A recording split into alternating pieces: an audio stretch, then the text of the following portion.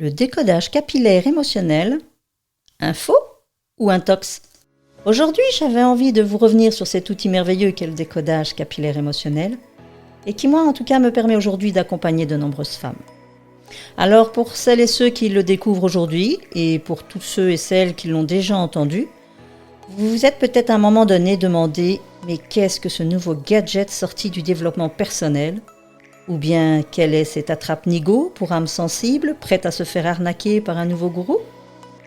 Ok, à votre place, je me serais peut-être posé la même question. Et j'hésiterai pas à fustiger la personne et son outil soi-disant magique.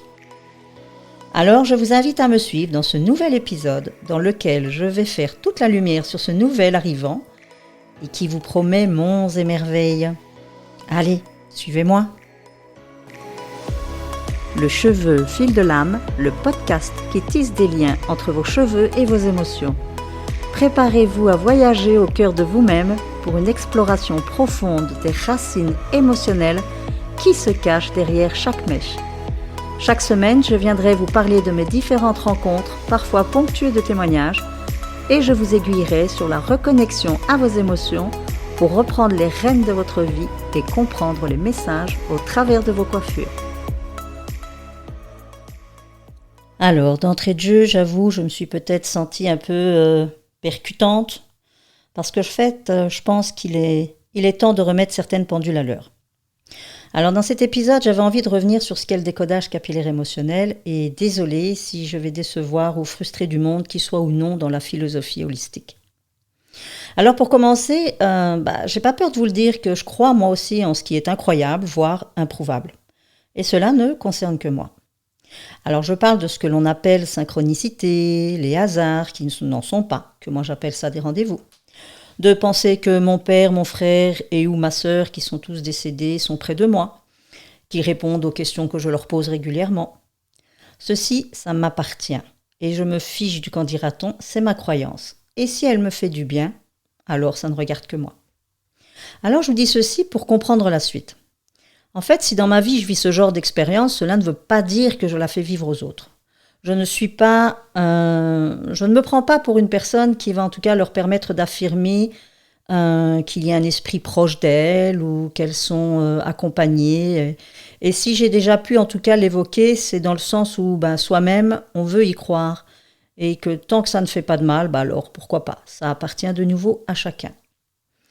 J'en viens au décodage capillaire émotionnel et l'affabulation de croire que les cheveux me parlent comme des esprits et qui ont des messages à faire passer à la personne. Alors il est vrai que ma phrase est « le cheveu me parle » ou « les cheveux vous parlent, apprenez à les écouter ». Évidemment, c'est une phrase plutôt percutante qui justement est poussée pour amener la personne à se poser des questions. Mais non, mesdames et messieurs, je n'entends pas de voix et non, je ne vois pas d'esprit. Même si j'aime croire à l'incroyable simplement parce que j'ai pas toujours besoin de preuves de l'existence de tel ou tel phénomène, ici, sincèrement, c'est on ne peut plus terre à terre. Alors sachez que vos cheveux sont la continuité de votre corps, et donc ils portent en eux les messages de votre état qui sont autant physiques, physiologiques qu'émotionnels. Alors comprenez bien que ces trois états, ils sont indissociables, parce que lorsque votre organisme, lui, subit un quelconque bouleversement, ça va se ressentir de plusieurs manières. Vos organes le subissent et ça va impacter automatiquement vos émotions. Donc rien de magique là-dedans, c'est purement la nature humaine qui est ainsi faite. Et moi perso, je la trouve plutôt magique cette nature humaine.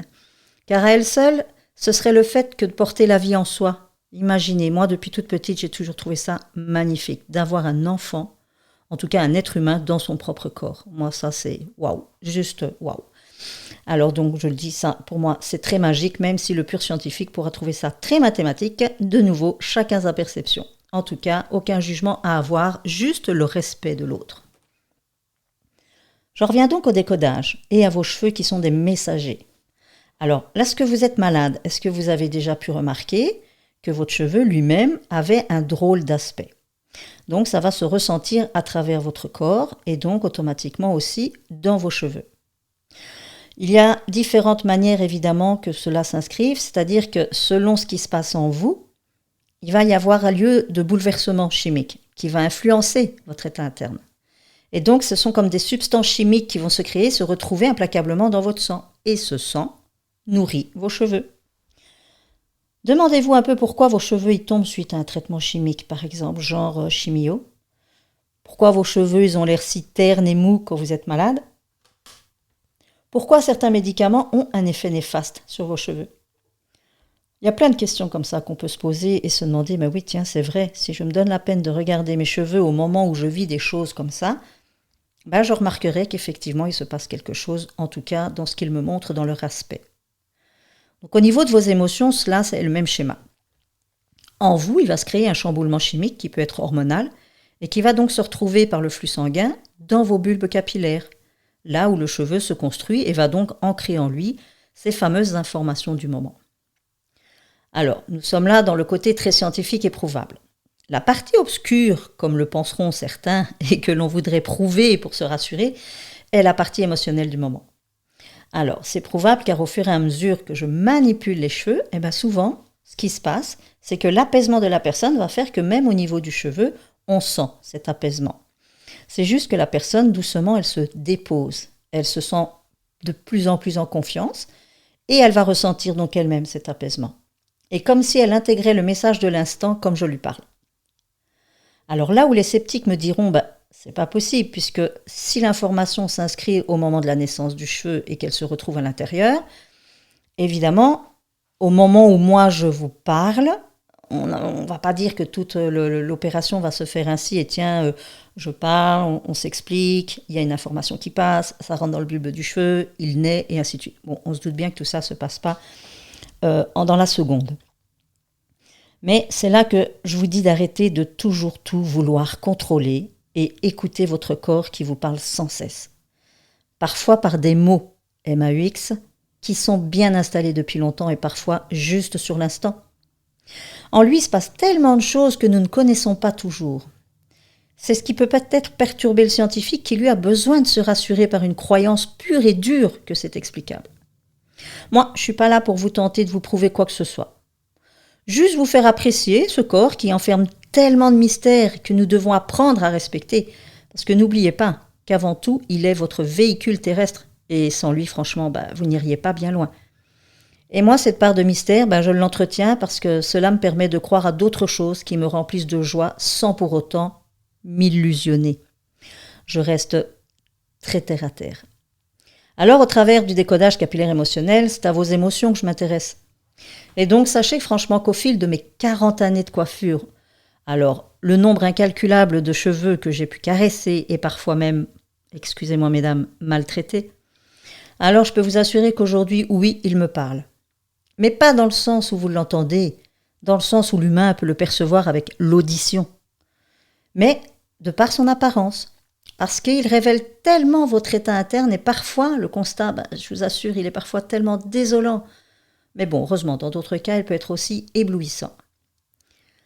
Alors, j'ai envie de dire d'en rajouter une couche. Et je peux vous dire que, ma sensibilité à vos cheveux, elle s'accrue de jour en jour.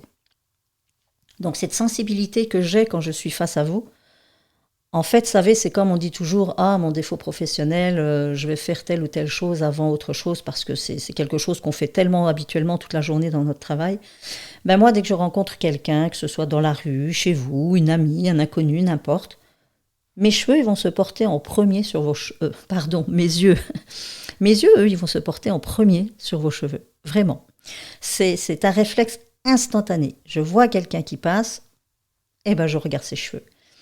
Et puis là, c'est pas quelque chose que j'ai envie de chercher à vous expliquer. J'ai pas besoin de vous prouver quoi que ce soit, ni même à me justifier que ce soit un côté scientifique ou pas, non. Moi, je suis juste à l'écoute de mon corps. Et ces ressentis et mon esprit vont vagabonder. Et puis, d'un coup, il y a comme une histoire qui va se raconter. Et souvent, c'est la vôtre. Alors, j'ai rien à prouver de nouveau, parce que simplement, j'éprouve. Et cela, ça me suffit à moi-même. Et puis, merci à celles qui m'ont fait confiance et qui viennent encore me voir aujourd'hui. Alors, sachez que cet outil, lui, il me permet en fait une première ébauche. Parce qu'il ne suffit pas de vous dévoiler vos émotions et puis de vous renvoyer chez vous avec ce paquet et puis hop, débrouille-toi avec ça, c'est bon. Non, il y a une suite logique, c'est l'accompagnement.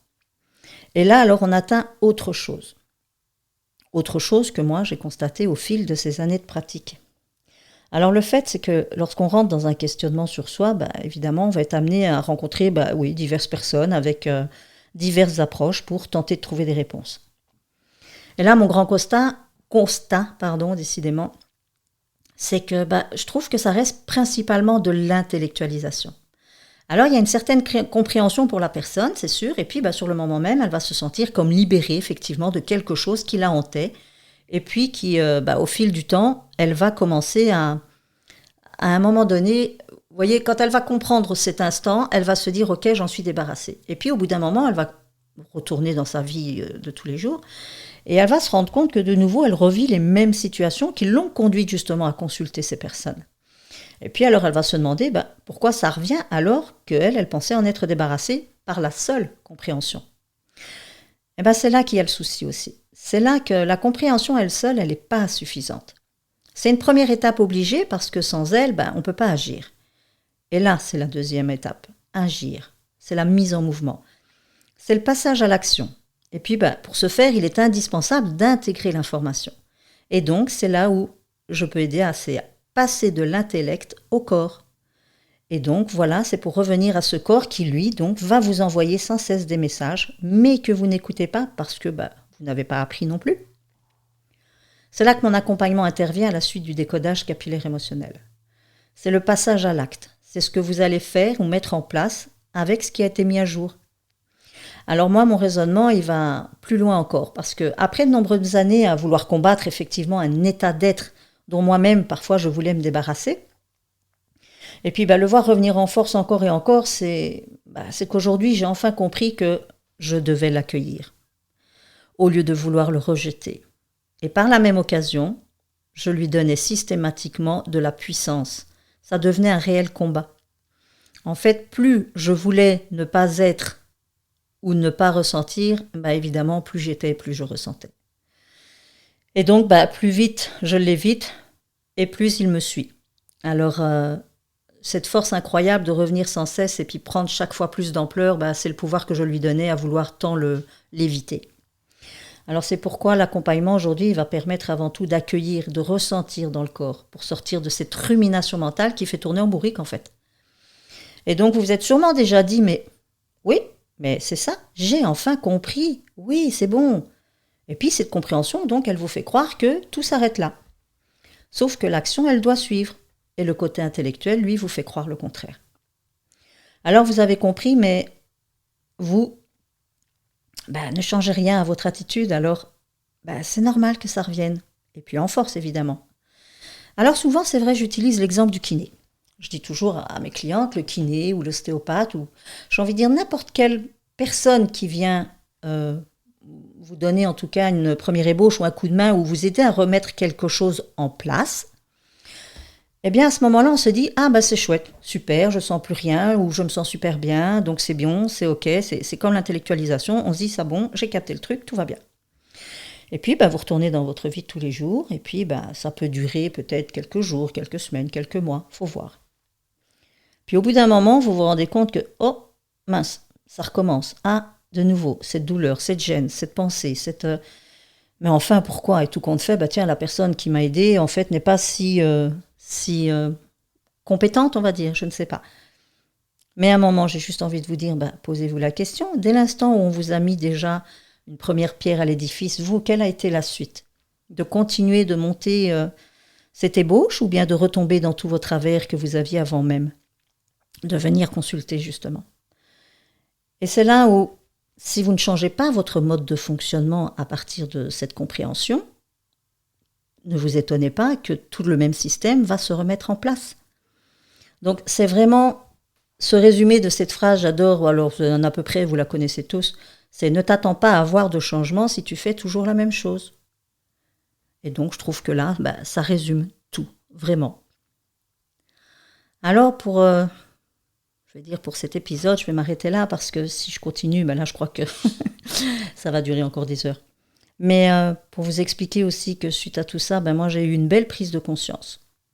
C'est que aujourd'hui je travaille en personne individuelle et je me rends compte d'une chose, c'est que moi j'ai un grand besoin, c'est de partager, de transmettre et de vivre cet accompagnement, mais en groupe.